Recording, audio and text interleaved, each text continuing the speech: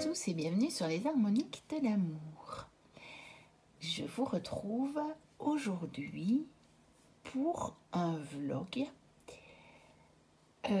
qui m'a été inspiré à la fois par une abonnée qui m'a dit vous pourriez faire un vlog sur comment vous utilisez vos jeux, et à la fois par Claire Duval qui a fait il y a quelques semaines de ça une vidéo pour proposer à partir d'un agenda qu'elle avait acheté une guidance pour l'année 2024. Évidemment, on peut la faire pour n'importe quelle année. Et donc, je me suis inspirée de ce que Claire proposait à partir de cet agenda et j'en profite pour justement vous montrer comment j'utilise mes jeux. Alors, dans cette guidance, la première chose que Claire propose, c'est de choisir un guide. Alors, soit on le choisit, soit on prend un jeu qui comporte des guides et on tire la carte. Donc ça peut être des guides, des sages, ça peut être des anges, ça peut être un peu tout ce qu'on veut. Et moi, quand j'ai regardé la vidéo, il m'est venu en tête que j'allais choisir, celui-là je l'ai choisi, j'allais choisir Merlin, parce que c'est vraiment un personnage qui m'a beaucoup appelé en 2023. Alors vous allez vous dire, oui, c'était en 2023, oui, mais justement, je ressens encore cette envie de me connecter à cette énergie. Et donc, ce que j'ai fait, parce que j'ai quand même utilisé des jeux, c'est que j'ai été me tirer les messages que Merlin m'adresse à travers des jeux. Donc ici, j'en ai pris deux, puisque j'ai l'oracle de Merlin. Donc, j'ai tiré une carte de l'oracle de Merlin. Je ne vais pas vous montrer les cartes que j'ai tirées. Je ne vais pas vous montrer... je vous montrerai peut-être de loin mes feuilles. Mais bon, c'est un peu personnel quand même. Donc, je ne vais pas vous montrer toute ma guidance. Mais voilà, je vous montre de loin. Donc, j'ai noté chaque fois, voilà, mon guide, l'oracle, et puis la carte tirée et le message. Donc, l'oracle de Merlin aux éditions Secret d'Étoiles. Donc, il y a un très, très, très beau jeu. Donc, je vous remontre quelques cartes. J'en profite pour vous remontrer, en fait, chacun des jeux que j'ai utilisés pour faire cette grande guidance. Vous allez voir que c'est long, mais vous n'êtes pas obligé de tout faire. Je vais vous montrer ça au fur et à mesure. Et donc, j'en ai pris un aussi parce que ça m'a appelé un deuxième message de Merlin dans le petit oracle de Merlin, l'enchanteur d'Eve Corrigan. Et donc, avec un dos comme ceci, ça c'est une carte d'oracle, il semblait bien. Et donc, pour lequel on a vraiment toute l'histoire de Merlin à travers les cartes, en fait. Et vous voyez, on a des guirlandes qui ne sont pas les mêmes sur toutes les cartes. Donc on a par... C'est même pas par catégorie de cartes. Bon, elle a fait quelques modèles de guirlandes qu'elle a remises sur les cartes. Et il y a quelques cartes qui sont un peu différentes. Je ne tombe pas dessus. Qui étaient un peu plus illustrées. Voilà, par exemple. Tu es sur la bonne voie. Il y en avait quelques-unes. Mais j'ai fait la review complète de ce jeu. Donc, vous la trouverez sur ma chaîne si ça vous intéresse. Alors, Claire, elle proposait donc un guide, une déesse, un ange. Et moi, j'ai été appelée aussi à me choisir une déesse pour mon année. Donc, en même temps que mon guide, parce que je trouve que c'est pas nécessairement la même chose, ça peut très bien se compléter. Et là, je l'ai tiré la carte donc de cet oracle qui est The Celtic Goddess Oracle de Gillian Kemp, qui pour le moment n'a pas encore été traduit. Il est assez récent, je pense qu'il date de 2022. Ça doit être fin 2022, je pense. Parce que moi, je crois que je l'ai eu début 2023, ce jeu. Oui, il a été publié en 2022, mais je pense plutôt vers la fin de l'année. Voici le dos. Et donc, il est chez Chico Books. Et ouais, je ne sais pas, j'allais dire, c'est une édition anglaise, mais c'est pas sûr, parce qu'il fait mis London et New York. Donc, je ne sais pas trop. Voilà. Donc, voici le dos. Et voilà le genre d'illustration. Donc, il est très, très, très beau. J'avais craqué sur les illustrations. Et j'avais trouvé intéressant d'avoir aussi un jeu avec tous les archétypes des déesses des différents panthéons, parce qu'il y en a vraiment pas mal. Bon, c'est celtique, mais on retrouve quand même pas mal de choses de différentes, on va dire un peu de différentes régions. Voilà. Très belle oracle. Donc là, moi, j'ai tiré ma carte. J'ai tiré ma déesse pour m'accompagner cette année. Alors, je vais peut-être essayer de remonter un tout petit peu ma caméra parce que j'ai remis ma caméra autrement pour que vous voyez les cartes de plus près, mais du coup, ça rentre pas dans le champ. Alors, toujours à peu près dans la même rubrique, mais moi, je l'ai scindé donc en 3. C'est je demande l'aide de. Donc, pour Claire, ça formait, on va dire, une seule guidance. Donc, c'était le guide de l'année. Mais moi, parce qu'elle a expliqué tout ça, elle a un petit peu détaillé. Elle disait, vous pouvez demander l'aide de, et vous pouvez choisir. Et donc là, j'ai choisi. Et j'ai demandé l'aide d'Aphrodite. Et je suis allée chercher donc la carte d'Aphrodite dans l'oracle mythique pour avoir son message. Donc, je l'ai peut-être dans un autre oracle, probablement. Mais c'est cet oracle-là qui m'a appelée pour aller rechercher justement voilà, son message. Et donc, dans ces cas-là, je me sers de mes connaissances sur éventuellement ici cette déesse.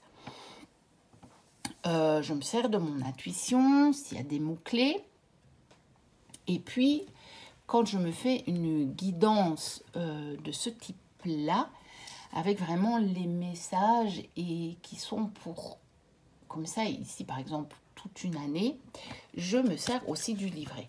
Je vais rechercher tous les messages que cette déesse pouvait me transmettre pour mon année. Donc, je vous montre quelques cartes de cet oracle mythique qui est très très beau et qui a été fait par... qui a été illustré par Ravin Phelan, même si son nom sur la boîte est un petit peu différent. Je pense que c'est son vrai nom. Ravin Phelan, c'est son nom d'artiste et qui a été fait par Carisa Melado. Vous voyez, illustration de Michel Lee Phelan. Mais c'est bien Ravin Phelan et on reconnaît bien son style. Hein. On reconnaît... donc, c'est celle qui a fait l'oracle du messager et le tarot des rêves de Gaïa. Donc, voilà. Ça, c'était moi, en tout cas, je l'ai fait comme ça. Je demande l'aide de. Donc, là, j'ai vraiment divisé cette rubrique-là, si vous voulez, en 3 parties. Ensuite, elle calcule la carte de tarot de l'année. Donc ça, en fait, c'est de la numérologie, mais raccrochée au tarot. Donc 2024, on sait que c'est une année 8, il suffit d'additionner les chiffres 2 plus 2 plus 4, et donc on est en année 8.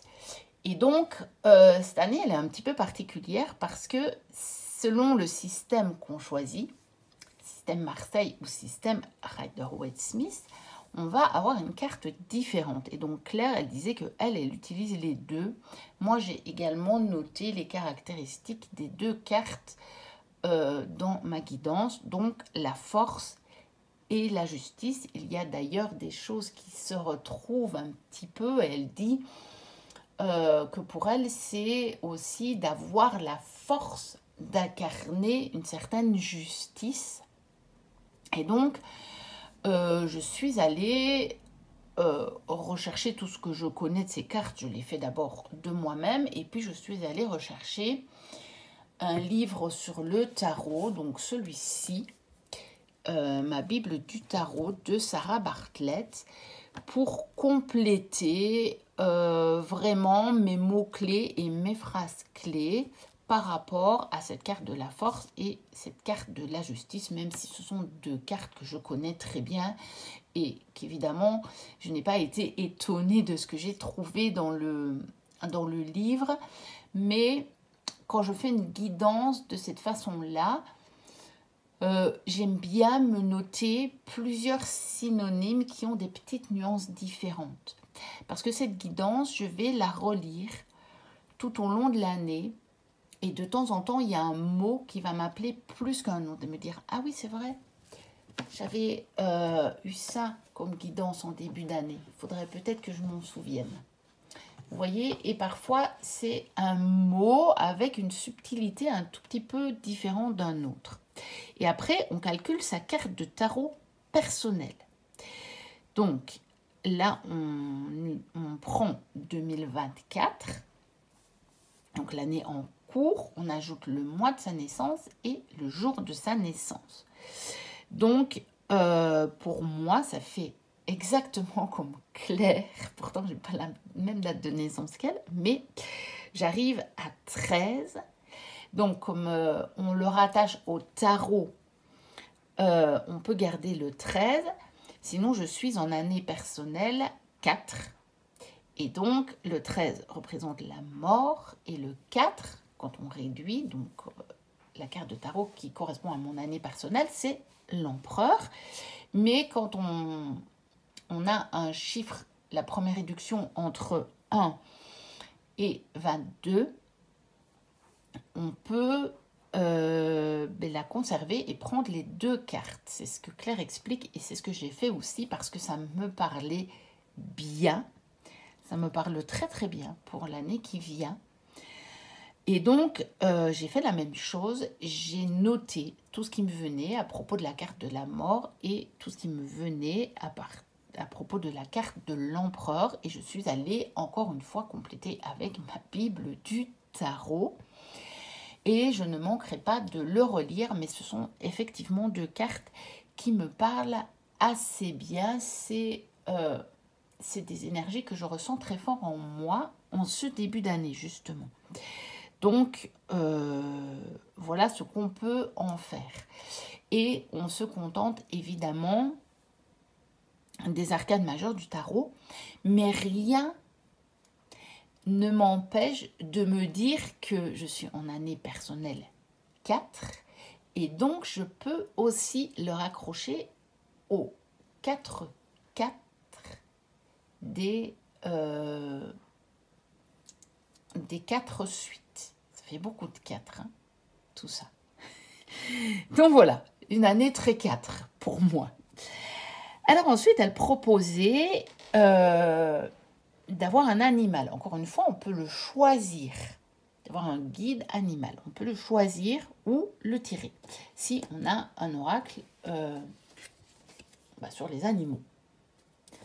Je pense que c'est le cas de pas mal d'entre vous. Moi, j'ai choisi l'oracle de l'esprit animal, sauvage et inconnu, de Kim France. Et donc, j'ai tiré ma carte.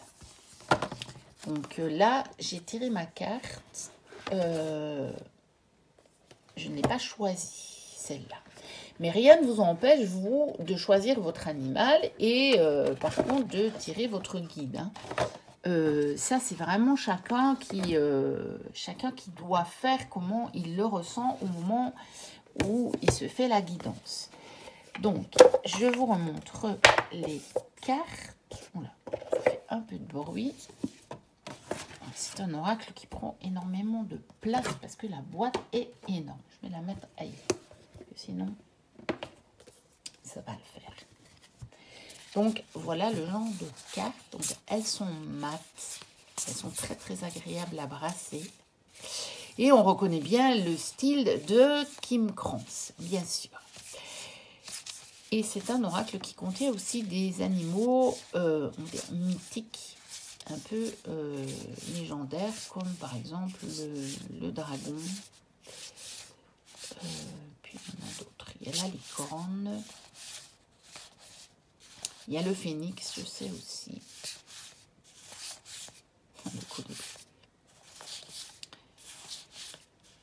Il y a l'œuf cosmique aussi qui fait partie des animaux mythiques. Et donc avec, dans le livret, donc je me suis servi du livret parce que je le trouve intéressant. Donc vous avez chaque fois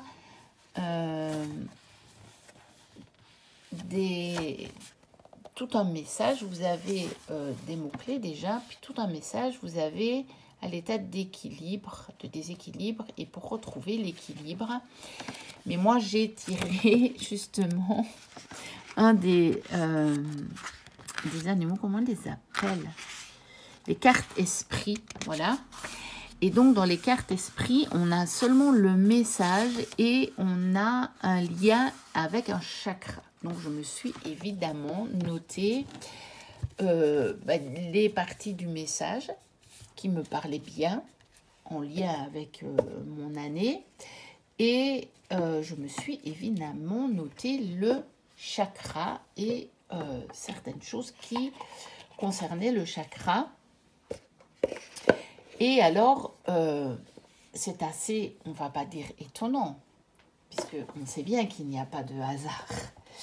Mais dans les différents messages que j'ai eus, je peux vous dire qu'il y a des choses qui se sont recoupées, et notamment par rapport à ce chakra, j'ai eu des messages qui d'autres cartes, hein, donc avec d'autres jeux, qui ne me parlaient pas nécessairement du chakra, mais parce que tous les oracles ne font pas le lien avec les chakras, mais qui donnaient des messages parfaitement en lien avec ce chakra bien précis. Alors, elle propose aussi une couleur pour l'année. Donc, elle, évidemment, elle utilisait son petit oracle des couleurs que je n'ai pas, mais j'ai ce jeu, moi. Les couleurs racontent de William Burton. J'en ai 2 versions. Je l'avais aussi en plus petite boîte et puis j'avais eu l'occasion de racheter celui-là avec un livre. Donc, il y a dans ce jeu 45 couleurs mais décliné en deux catégories. Donc, vous avez les couleurs matière d'abord, et puis vous avez les couleurs lumière, avec des messages qui sont légèrement différents. Donc, les couleurs matière, c'est avec le dos rouge, et les couleurs lumière, c'est avec le dos doré. Donc, vous avez juste les couleurs. Hein. Donc, moi, j'ai tiré une carte. Mais ici, moi, j'ai pris, en fait, j'ai choisi un des deux jeux. Et j'ai été prendre les deux messages, en fait, de la carte. Et donc, on a exactement les mêmes couleurs avec le dos qui est doré. Et donc, soit vous mélangez le jeu et vous, du coup, vous tirez les yeux fermés. Soit vous, vous tirez dans un des deux jeux et vous allez rechercher les messages des deux cartes. Donc, moi, c'est ce que j'ai fait. Donc, voilà, vous avez à la suite toutes les cartes. Voilà, vous avez chaque fois, par exemple, hors matière, hors lumière. Irisé matière, irisé lumière. Voilà. Et ça, il y a pour toutes les cartes. Donc, c'est la façon dont moi, je l'ai utilisé. Donc, ici, je n'ai pas choisi ma couleur, mais je l'ai tirée. Mais vous pouvez aussi la choisir. Une couleur qui vous attire et aller voir, par exemple, son message dans un oracle sur les couleurs que vous possédez. Bien sûr, il en existe d'autres. Hein. Il y a pas mal d'oracles, enfin il y en a plusieurs des oracles. Moi je n'ai que celui-ci, il y en a un qui m'attire bien, que je prendrai peut-être. Puis il y a le petit oracle des couleurs évidemment, hein, dont je vous parlais. Donc voilà, et je pense qu'il en existe plusieurs, on a déjà vu passer plusieurs des oracles sur les couleurs, mais pour le moment, moi je n'ai que celui-ci. Enfin, je l'ai deux fois, mais c'est le même. Il y a juste que le livre est plus complet avec celui-là. Donc peut-être que l'autre, je le revendrai, c'est bien possible. Ensuite, elle propose une pierre pour l'année. Encore une fois, on peut la choisir ou on peut la tirer.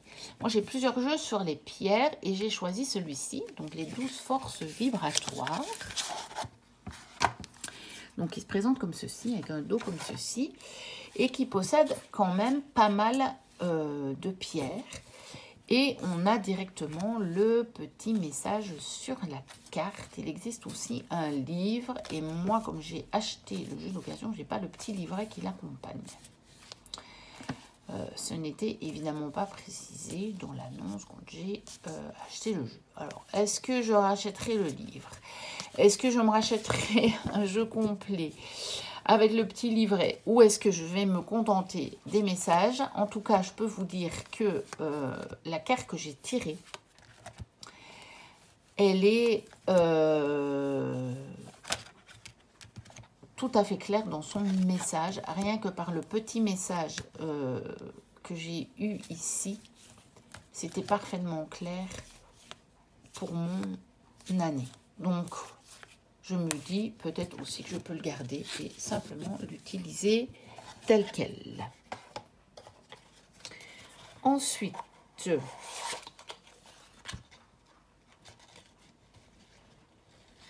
elle proposait aussi une chanson ou un son. Alors, moi j'ai choisi un son et j'ai choisi le son et j'ai deux jeux en lien avec les sons. Ça m'a permis de me resservir de cet oracle que j'avais plus sorti depuis longtemps, qui est l'oracle des sons sacrés.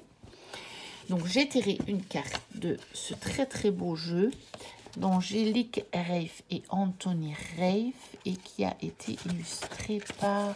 est-ce que c'était noté là? Non, illustré par Anthony Reif. Donc, écrit par Angélique Reif et illustré par Anthony Reif. Donc, avec un livre tout en couleur, avec un mantra en japonais, avec la traduction. Et si vous voulez vraiment une très très belle présentation de ce jeu, je vous invite à aller voir celle d'Oflan à la cour des oracles, parce que son mari est en japonais.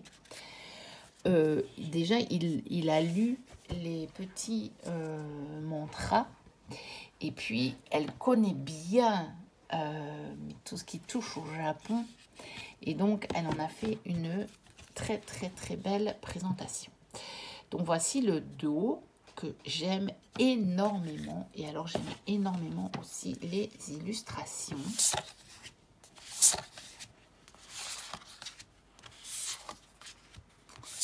Voilà. C'est un oracle très très apaisant, je trouve. Et avec son fond blanc, je vais le ressortir pour le mois de janvier et pour les mois d'hiver. C'est le genre de jeu que j'aime bien pour les mois d'hiver. Voilà, il est magnifique. Et on a les petits messages dans le livret. Et les tranches argentées. Et puis, il est... je vais encore vous dire... Bon, je ne vous ai pas dit toutes les éditions. Vous les retrouver facilement si vous recherchez sur le net. Donc, celui-là, il a un pochon rouge. Ça change un peu. Je trouve qu'il est pas mal. Il est au courrier du livre, celui-ci. Voilà. Alors. Donc, un deuxième oracle sur les sons. J'ai le petit oracle des sons. Et donc, de Thomas Pied. Donc, ça, c'est chez Contredire. Ils sont tous chez Contredire, je pense, les petits oracles, oui. Avec un très très beau dos, je trouve. J'adore ce dos. Et j'ai trouvé que c'était vraiment intéressant parce que j'ai eu deux messages tout à fait différents, mais qui ne sont pas du tout opposés. Et donc, voilà, pour certaines choses, pour certaines rubriques, j'ai été vraiment appelée à prendre deux jeux, pour avoir deux messages, je pense. Après, tout dépend aussi de la guidance que vous désirez vous faire, vous construire. Vous n'êtes vraiment pas obligé de prendre le jeu, vous n'êtes pas obligé de faire toutes les rubriques non plus. Vous faites comme vous voulez. Moi, je vous montre celle que j'ai faite et qui est déjà assez complète. Mais j'avais envie de me faire une guidance bien complète. Ensuite, elle propose aussi une plante. Et donc, moi, la plante, je l'ai tirée de ce jeu. Donc, l'oracle des simples de Ciolo Thompson aux éditions Arcana Sacra. Donc, avec la petite boîte dans le fond. Avec ce magnifique dos. Un des plus beaux dos de ma collection. Franchement, je le trouve superbe. Alors, j'aime beaucoup les illustrations de Ciolo Thompson parce que, eh bien, ce sont vraiment des dessins tout à fait réalistes de des différentes plantes. Les cartes glissent bien, comme vous le voyez. Elles sont d'excellente qualité. Hein. Et donc, on a déjà un mot-clé sur la carte. Donc, à partir de là, on peut déjà se faire une première guidance, voir ce que la plante nous inspire. Et puis, alors, il y a ce magnifique livre très complet. Donc, qui donne pour chaque plante, déjà, la description où on peut trouver la plante. Donc là, ça vous donne aussi des idées de messages. Et puis, cette plante, moi, je vais être attentive à la plante que j'ai tirée si je la rencontre sur mon chemin durant cette année. Et puis, vous avez chaque fois les propriétés oraculaires. Donc, le message de l'oracle, si vous voulez, pour chacune des plantes. Mais on trouve déjà souvent des messages dans la description de la plante, peut-être aux endroits où on les trouve, ou bien sa manière de pousser, ou sa manière de se développer. On peut vraiment trouver des choses déjà très très intéressantes, surtout comme ceci, dans le cadre d'une guidance pour une année. Et la dernière chose que Claire proposait, c'était un parfum. Et donc moi, je suis allée me chercher mon parfum de l'année dans l'oracle aromatique de Lucie Christian, alias Iris Elinac.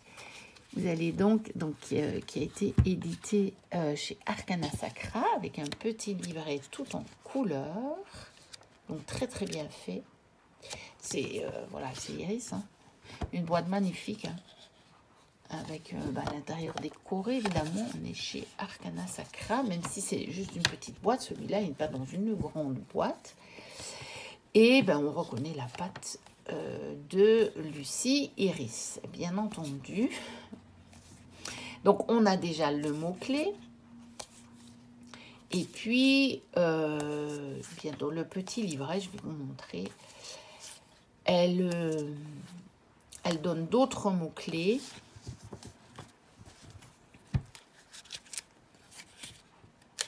Voilà, elle donne d'autres mots-clés. Elle donne tout un petit message et il y a chaque fois une citation.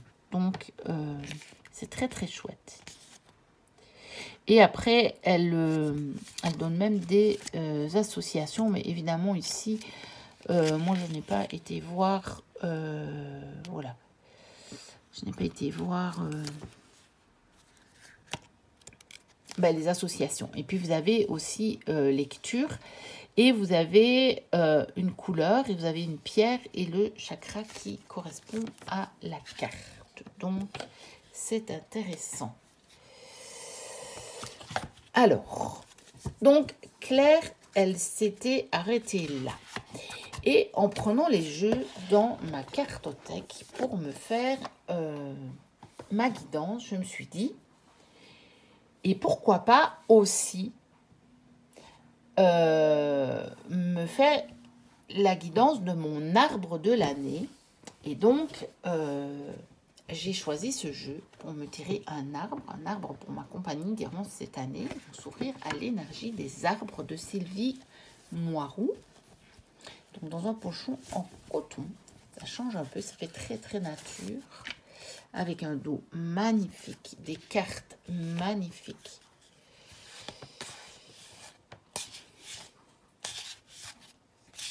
Mais que vous avez déjà vu souvent si vous suivez mes vlogs du mois, puisque je ne manque pas de le ressortir chaque fois pour l'arbre du mois. Pas toujours, parce que j'ai d'autres oracles sur les arbres. Donc, il y en a d'autres, il en existe d'autres. Si vous pouvez très bien prendre un autre. Moi, je vous montre celui que j'ai utilisé. Mais bien sûr, il en existe d'autres. Des oracles sur les arbres, moi j'en ai. Et il en existe aussi que je n'ai pas, je pense. Donc, avec le livre tout en couleur. Avec, mais déjà la phrase clé qui est remise dans le livre. Donc, elle figure sur la carte. Et puis, vous avez un petit message donc de l'arbre, et puis vous avez des propriétés thérapeutiques, et souvent vous avez un exercice. Même, vous voyez ici, il y a une recette, il y a les deux. Mais il n'y a pas toujours les deux, je pense. Ça dépend des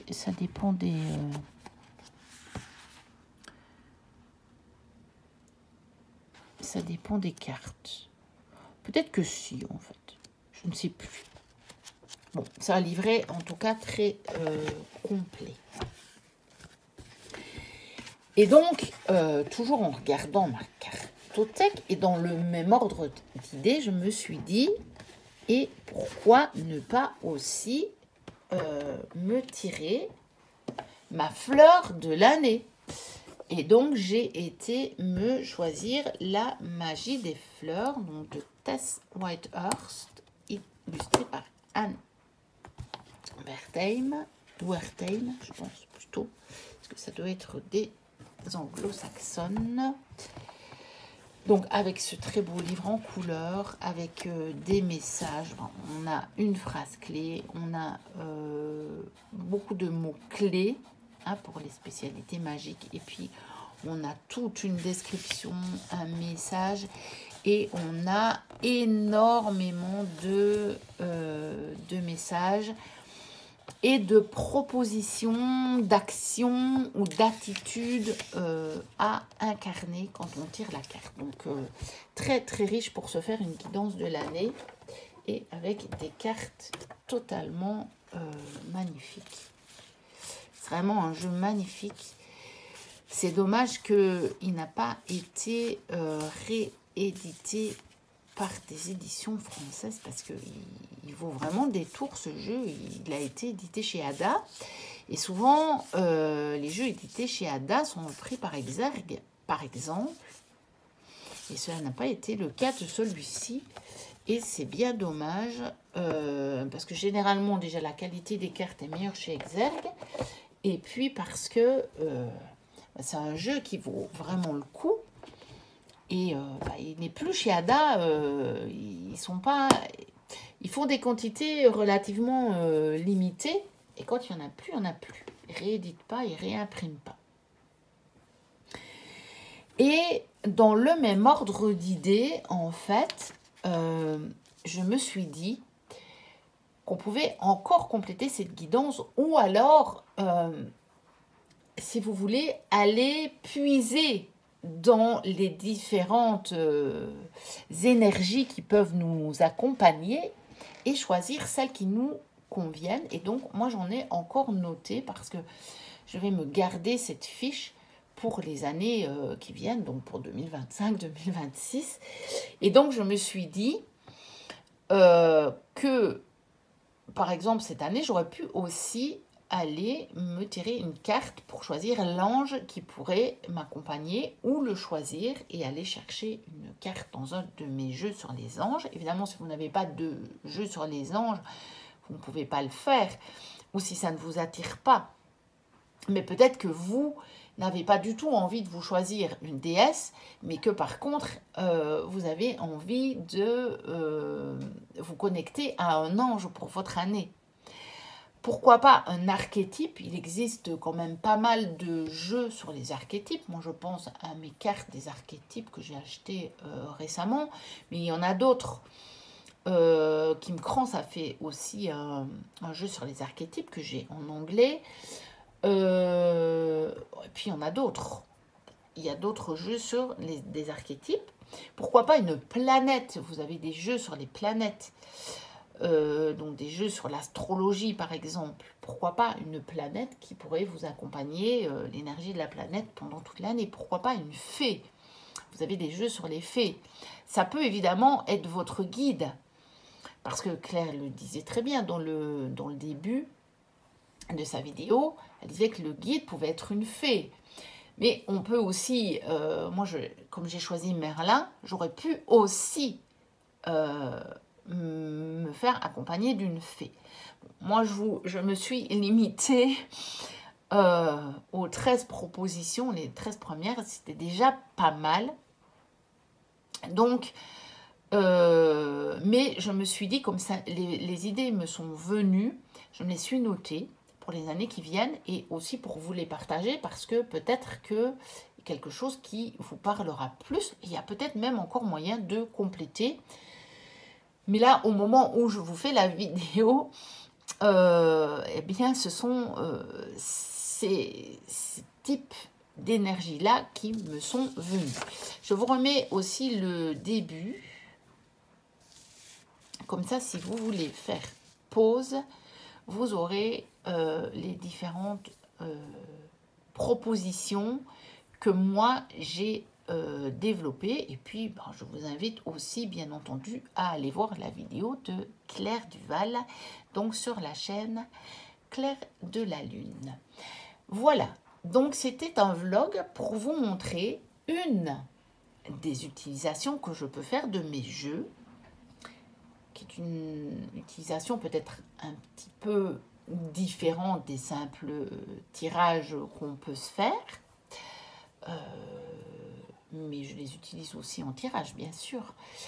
Et si j'ai l'occasion, je vous montrerai aussi éventuellement dans le courant de l'année, si je me dis, ah oui, tiens, ça c'est une manière dont j'utilise mes jeux, eh bien, je pourrais très bien vous faire aussi un autre vlog sur le sujet, pourquoi pas.